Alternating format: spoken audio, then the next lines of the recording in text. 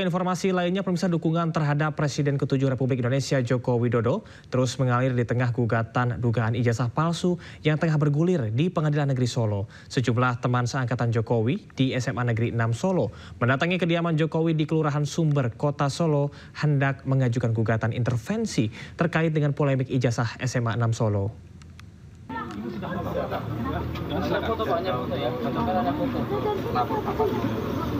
Kedatangan teman Jokowi dan perwakilan dari SMA 6 karena mereka tidak menerima terdampak polemik ijazah Jokowi. Mereka akan melakukan gugatan intervensi atas gugatan ijazah palsu Jokowi. Rencananya gugatan ini akan diajukan ke Pengadilan Negeri Solo. Gugatan intervensi dilakukan pada perkara yang digugat Muhammad Taufik. Kedatangan kami ke sini adalah dalam rangka untuk mohon izin, kami akan melakukan gugat intervensi atas gugatan yang dituduhkan kepada Pak Jokowi bahwa ijazah SMA-nya Pak Jokowi itu adalah palsu.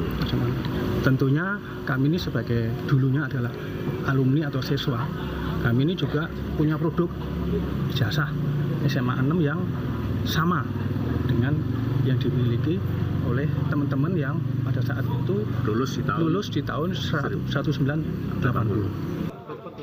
Sementara itu, kuasa hukum para teman Jokowi, Wahyu Theo, akan segera melayangkan gugatan ini dan mengikuti proses persidangan.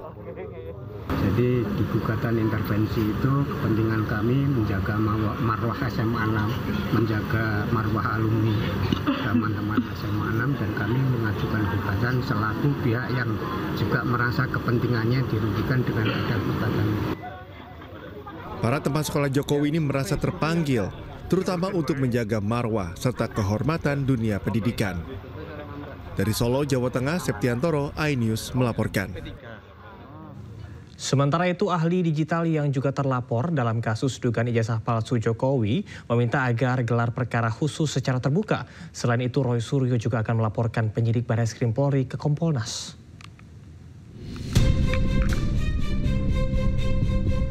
Ahli digital yang juga terlapor kasus dugaan ijazah palsu Presiden ke-7 RI Joko Widodo, Roy Suryo, meminta gelar perkara khusus secara terbuka dalam kasus yang dilaporkan oleh Tim Pembela Ulama dan Aktivis atau TPUA.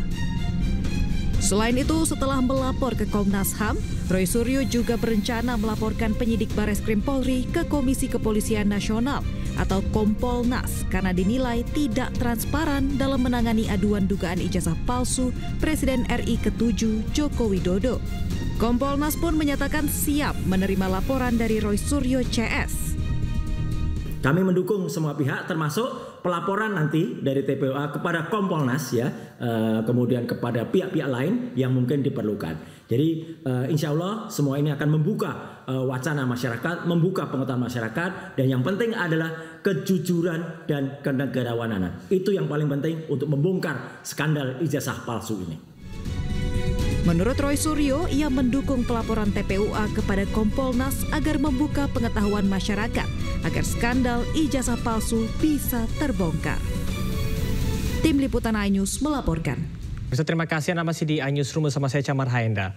Arus balik libur panjang di ruas tol Purbalenyi kilometer 123 Kota Cimahi, Jawa Barat arah Jakarta padat. Antrean dan kepadatan kendaraan di ruas tol Purbalenyi di kilometer 123 Kota Cimahi, Jawa Barat sudah terlihat. Ribuan kendaraan didominasi mobil pribadi dari arah Bandung menuju Jakarta. Diprediksi lonjakan kendaraan pada arus balik libur bersama ini akan terus terjadi hingga tengah malam nanti. Libur panjang memperingati kenaikan Yesus Kristus telah usai. Sebanyak 15.000 penumpang tiba di Stasiun Senen. Hari terakhir libur panjang ini menjadi puncak arus balik di Stasiun Senen, Jakarta. Selama periode libur 27 Mei hingga 1 Juni 2025, KAI Daob 1 Jakarta telah melayani sebanyak 320.000 penumpang. Dari total tersebut, sebanyak 170.000 penumpang berangkat, sementara 150.000 penumpang tiba di berbagai stasiun di wilayah Daob 1 Jakarta. Pada hari terakhir libur panjang ini, sebanyak 40.000 penumpang tiba di sejumlah stasiun wilayah Daob 1 Jakarta. Dan dari 40.000 penumpang yang turun di Daob 1 Jakarta, sebanyak 15.000 penumpang memilih untuk turun melalui stasiun Pasar Senen. Jumlah perjalanan yang dioperasikan Daob 1 Jakarta sebanyak 77 perjalanan.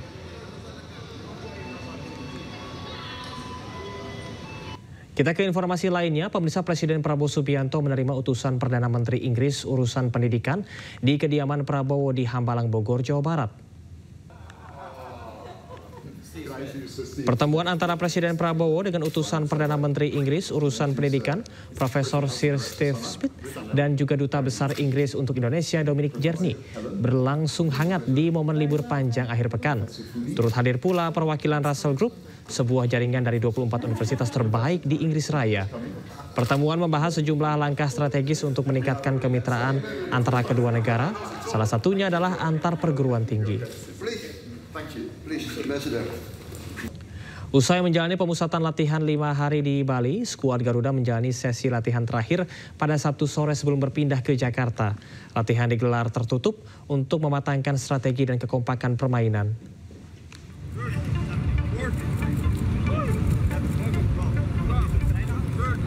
Latihan skuad Garuda kembali digelar Sabtu sore dilakukan untuk mematangkan strategi dan kekompakan permainan. Latihan ini menjadi sesi pemusatan terakhir yang digelar di Bali United Training Center sebelum pindah ke Jakarta Minggu sore. Latihan digelar tertutup dimulai pukul 16.30 waktu Indonesia Tengah. Petugas pun memeriksa siapapun yang masuk ke kawasan training center, bahkan petugas sempat melarang mantan pemain timnas Irfan Bahdim masuk ke kawasan latihan. Sangat bagus, sekarang harus menang besok. Oke, sampai nanti saya balik. Oke, siap Bahdim. Kawasan pemusatan latihan Bali United cukup ramai aktivitas, namun sesi latihan terakhir timnas dilakukan tertutup dan steril.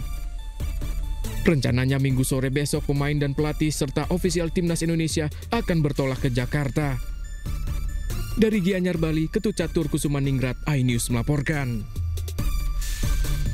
Usai pemusatan latihan terakhir di Bali, pelatih Patrick Kluivert mulai menyiapkan susunan pemain yang akan dimainkan.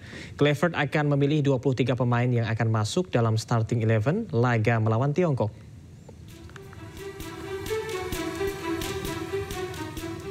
Dari prediksi pemain yang akan dimainkan melawan Tiongkok, pelatih Patrick Kluivert akan mengandalkan Emil Audero di bawah Mister Gawang, menggantikan Martin Pas yang tak bisa main karena akumulasi kartu. Sementara di lini belakang, trio benteng merah putih masih akan dipercayakan pada Rizky Ridho, sang kapten Jai Ijes dan juga Justin Hubner. Sementara Tom Haye dan Joy Pelupesi akan mengisi lini tengah, mengatur serangan dibantu Dan James dan Calvin Verdong. Untuk di barisan depan, Kluivert akan menduetkan Yakob Sayuri dan juga Egy Maulana Fikri dengan Ole Romeni yang akan kembali menjadi ujung tombak.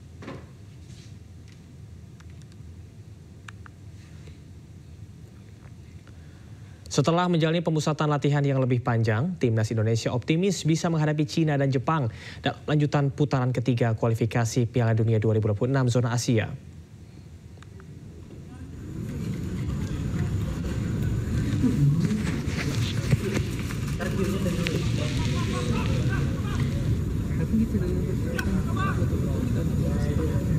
Saat ini skuad Garuda memiliki waktu persiapan lewat pemusatan latihan lebih panjang dibanding jeda internasional sebelumnya. Hal inilah yang membuat skuad Garuda bisa memanaskan mesin sekaligus mematangkan detail dengan lebih baik meski tak seluruh pemain bisa datang sesuai jadwal, yaitu pada 26 Mei lalu. Dengan persiapan yang cukup lama, sang kapten timnas Jai Ijes optimis skuad Garuda bisa meraih 3 poin. Sementara pelatih timnas Patrick Kluivert juga optimis bisa meraih kemenangan saat melawan Cina nanti.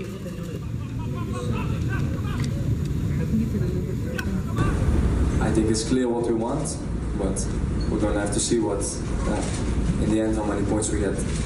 Now it's a new game at home. We have the confidence. We structured the team very good. We studied them very good. So I'm confident that we can have a very good result against China